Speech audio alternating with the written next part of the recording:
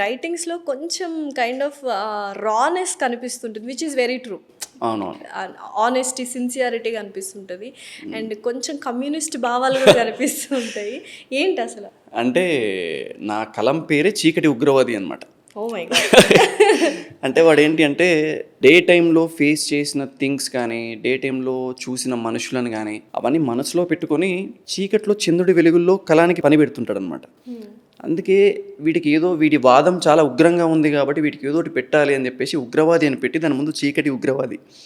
అంటే వీడి కలంతో సమాధానాలు ఇస్తుంటాడు, వీడి పదాలే తూటాలన్నట్టు. సో ఈ కళానికి ఒక పేరు పెట్టాలన్న ఉద్దేశంతో చీకటి ఉగ్రవాది. ఇది చాలా పవర్ఫుల్గా ఉంటుందని చాలామంది, ఇది వేరేలాగా ఏమైనా వక్రంగా వెళ్తుందా, ఏదైనా కొంచెం డిఫరెంట్గా వెళ్ళే ఛాన్స్ ఏమైనా ఉంటుందా అని ఒకసారి కనుక్కొని, లేదు ఇది బాగానే ఉంటుంది, మీ యొక్క వాదం చెప్తున్నారు కాబట్టి అది ఏదైతే ఉగ్రంగా ఉంటుందో అది ఉగ్రవాదం కిందకి వచ్చేస్తుంది, అది పాజిటివ్ కిందకి వచ్చేస్తుంది. నువ్వు పాజిటివ్ వేలో నీ రైటింగ్స్ ఉండాలి, క్వశ్చన్ చేసే విధంగా ఉండాలి. నాదేంటి అంటే నేను ఒక టీనేజ్ ఏజ్ వచ్చేసరికి నేను చూసిన కొన్ని థింగ్స్ వల్ల నాకు విప్లవ భావాలు ఎక్కువ. ఏంటా things like if you want to share? నేను స్కూలింగ్లో ఉన్నప్పుడే చిన్న చిన్న రైటింగ్స్ రాసేవాడిని. ఆ టైంలో నా స్కూల్కి కొంచెం దూరంలోనే ఒక గ్రేవ్ యార్డ్, శ్మశానం ఉండేది. మేము గేమ్ ఆడే ఒక ప్లేస్, తర్వాత దానికి దగ్గరలోనే శ్మశానం అనమాట. సో సడన్గా అలిసిపోయి ఒక దగ్గర కూర్చొని ఉన్నప్పుడు లైక్ చాలా పేద కుటుంబం అది. అంటే మా స్కూల్ ముందు పల్లీలు అమ్ముకునే ఫ్యామిలీ అనమాట అది. వాళ్ళ దాంట్లో ఒక ఫ్యామిలీ ఒకరు చనిపోయారు, ముసలామిడ. ఆమెని దహనం చేయడానికి ప్లాన్ నడుస్తుంది అక్కడ. అదే టైంలో అదే ఏరియాలో టాప్ పర్సన్ చనిపోయాడు, పెద్ద ర్యాలీ జరుగుతుంది, ఓహో చాలా తదంగం నడుస్తుంది. ఓకే, ఇక్కడ నేను చూసింది ఏంటి అంటే ఎవరైతే పేదవాడు జీవితమంతా పేదరికం అనుభవించి చనిపోయాడో తనని కాల్చడానికి కూడా కట్టెలు తక్కువై కట్టెలు ఏరుకోవడం నేను చూశాను. జీవితాంతం ధనికుడిగా బతికి శ్మశానానికి వచ్చిన తర్వాత కూడా చెక్కలతో ఏదో ఒక ఏమో చెక్కలతో కాలుస్తున్నారు, ఇది వంకరగా ఉంది, ఇది ఎందుకు పక్కకు పడేయడం చూసా. అంటే పేదరికం జీవితాంతం అనుభవించి శ్మశానంలో కూడా పేదరికాన్ని అనుభవించడం నేను చూసా. అంటే చచ్చిన తర్వాత కూడా పేదరికం అనుభవిస్తున్నాడు ఆ పేదవాడు అనేది నాకు బాగా కొట్టింది. ఇది క్వశ్చన్ చేయాలి. ఇది క్వశ్చన్ చేస్తే ధనవంతుడికి నచ్చదు. ఎవరిని క్వశ్చన్ చేయాలా? సమాజంలో ఎవరైతే దోచుకుంటున్నారో, సమాజంలో ఎవరైతే కులంతో మతంతో బిజినెస్లు చేస్తున్నారో వీళ్ళని క్వశ్చన్ చేయాలి. వీళ్ళని క్వశ్చన్ చేసేంత ధైర్యం నాకు లేదు. సో నేను రాస్తా అనే ఉద్దేశంతో స్టార్ట్ చేసింది ఈ చీకటి ఉగ్రవాది. గుర్తున్న ఆ రోజు ఏం రాశారు అనేది ఆ సిచ్యువేషన్ చూసి? అంటే లేదు, అది ఏంటి అంటే ఒక విత్తనం పడ్డట్టు పడింది ఆ రోజు నాకు అంతే. దాని తర్వాత నాకేంటి అంటే అది ఆ విత్తనమే నాకు చాలా నేర్పించింది. నిజం చెప్పాలంటే నేను ఎప్పుడు ఒకటే మాట చెప్తా, అరే నాకు దేవుడు అంటే చాలా ఇష్టం రా, దేవుడు వేసిన పాత్రలు నటిస్తున్నావాన్ని, నీ పాత్రలో వెకిలి నవ్వులు నాకు కనపడవు అనుకుంటున్నావా? అంటే ఒక మనిషి నడుస్తున్నప్పుడు ఈజీగా మనం వెకిలిగా నవ్వుతుంటాం, ఇన్సల్ట్ చేస్తుంటాం, కామెంట్ చేస్తుంటాం. సో అలా చేస్తున్నప్పుడు అవన్నీ నాకు ఈజీగా అనిపించేస్తుంటది. ఏంటో సోషల్ మీడియాలోనే లైక్ చేయండి, షేర్ చేయండి, కామెంట్ చేయండి, కాంప్లిమెంట్ చేయండి అని ఎందుకు ఉండదో నాకు అర్థం కాదు. ఎందుకు ఇచ్చారు అంటే ఏంటి అంటే నీకు అక్కడే ఫిక్స్ అనమాట, అరే భయ్ నువ్వు మమ్మల్ని కామెంట్ చేయి అంటే అది ఫిక్స్ అయిపోయింది. సోషల్ మీడియా మనల్ని అలా ఫిక్స్ చేసింది, ఒక మనిషిని ఈజీగా కామెంట్ చేయడానికి బీజం వేసింది అనమాట. సో వీటన్నిటిని క్వశ్చన్ చేయాలనే ఉద్దేశంతో ఆ రోజు విత్తనం పడింది. సో అక్కడి నుంచే నేను నా రైటింగ్స్ కానీ కొంతమందిని హర్ట్ చేయొచ్చు, కొంతమందికి బాగా రే భలే చెప్తున్నాడు కదా అని దగ్గర అవ్వచ్చు, నాకు కొంతమందికి క్వశ్చన్ మార్క్ అవ్వచ్చు. ఏంటి అంత ఈజీ నాకు మనిషిని హర్ట్ చేయడం మాటలతో? చేస్తున్నారు కదా. నేను ఒకటే ఈ మాంసపు ముద్ద ఉందా, రుచులేరిగిన మాంసం ముద్ద అంట నేను. నాలుక, ఈ నాలుక ఏంటి అంటే చాలా ఉయ్యారంగా మెలికలు తిరుగుతూ పదప్రయోగాలు చేస్తుంది. ఆ మెలికలు తిరుగుతూ చేసిన పదప్రయోగాలకి 6 అడుగుల మనిషి అయినా సరే, రాయి లాంటి దృఢమైన మనసు లాంటి వాడైనా సరే పడిపోవాల్సిందే. ఎప్పుడైతే ఈ మాంసం ముద్దను అదుపులో పెట్టేసుకుంటావో నీ బంధం నిలబడుతుంది, నీ విలువలు నిలబడతాయి. ఈ మధ్య మనం చాలా చూస్తున్నాం, ఇది అదుపులో లేక ఎంతమంది పడిపోతున్నారు అనేది.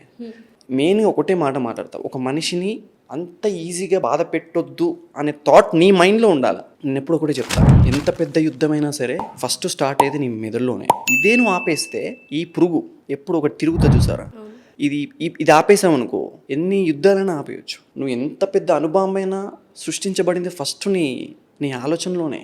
నీ ఆలోచన ఎప్పుడైతే నువ్వు పర్ఫెక్ట్గా శుద్ధంగా ప్యూర్గా ఉంటుందో, నువ్వు ఒక మనిషిని బాధ పెట్టాలన్నా, అరే ఇది ఇలా చేస్తే నేను బాధపడతారేమో, ఇలా నేను దుసురుగా మాట్లాడితే అవతల వాళ్ళు హట్ అవుతారేమో అని ఆలోచన నీకు వచ్చేస్తుంది.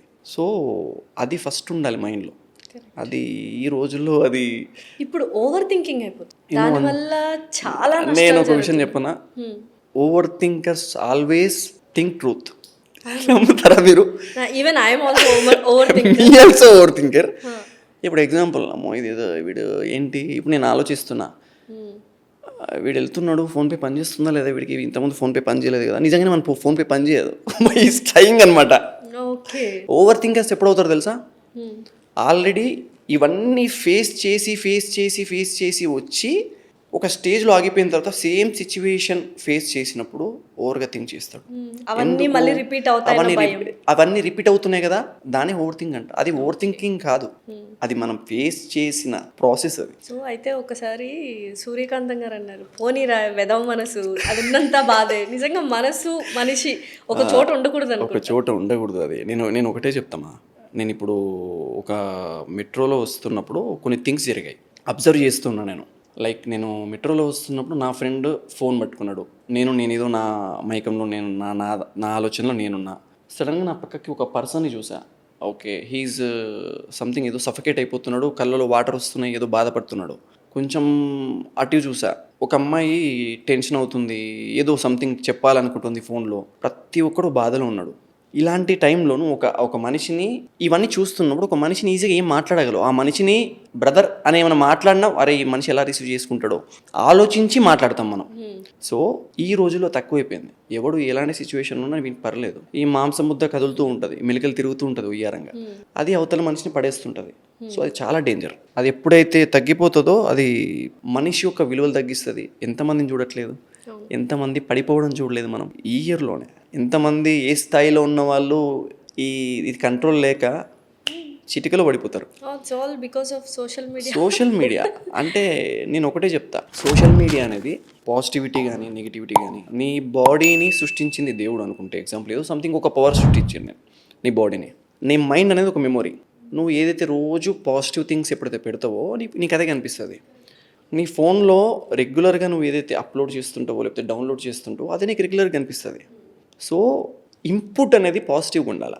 ఇన్పుట్ సిస్టమే నీకు కరెక్ట్ లేకపోతే, అంటే సోషల్ మీడియాలో జరిగే అప్లోడ్ చేసేది కొన్ని థింగ్స్, చెప్పకూడని థింగ్స్. అంటే మనం ఇప్పుడు నా తమ్ముడు ఉన్నాడు, లేకపోతే నాకు మ్యారేజ్ అయిపోయి నాకు రేపు కొడుకుంటాడు, వాడు చూడకూడని థింగ్స్ కూడా నేను చెప్పేలా నేను చూపిస్తే అది రేపు జనరేషన్ ఎక్కడి వరకు తీసుకెళ్తుంది ఏంటి అనేది నేను ఒకటే. So we can't stop it కదా, ఇప్పుడు స్టాప్ చేయాలి మన నుంచే రావాలి అంటే ఇది లేదు మా, చేంజ్ మన నుంచే రావాలి అనే మాట పాతది అయిపోయింది. రాదు, చేంజ్ మనలో రాదు, అదంతే. ఎందుకంటే ఒక్కటి చెప్తాను నేను, మీకు గుర్తుందో లేదో, నాకు గ్రాండ్ మదర్ వాళ్ళ ఇంట్లో ఉన్నప్పుడు ఏంటి అంటే ఇంటి బయట ఒక బోర్డు ఉండేది, గేటు మూసి రాగలరు కుక్కలు పలానా పందులు లోపలికి వస్తాయని. ఇప్పుడేం రాసింది, కుక్కలు లోపల ఉన్నాయి జాగ్రత్త అని రాసింది. కుక్కలు విశ్వాసాన్ని నిలబెట్టుకున్నాయి కాబట్టి ఇంటి లోపల స్థానాన్ని సంపాదించాయి. మనిషి విశ్వాసాన్ని కోల్పోయాడు కాబట్టి రోడ్డున పడ్డాడు. అంటే ఒక మనిషి బెదిరిస్తున్న లోపల కుక్కలనే జాగ్రత్త అని. అర్థమైందా? సో నమ్మకంగా ఉన్న విశ్వాసంగా ఉన్న కుక్కని కూడా బిర్యానీ సెంటర్లో ఈజీగా కోసి పడేస్తారన్నట్టుగా ఈ రోజుల్లో నమ్మకమైన మనిషి దొరకడు, నిజాయితీగా ప్రేమించే మనిషిని కూడా బతకనివ్వరు.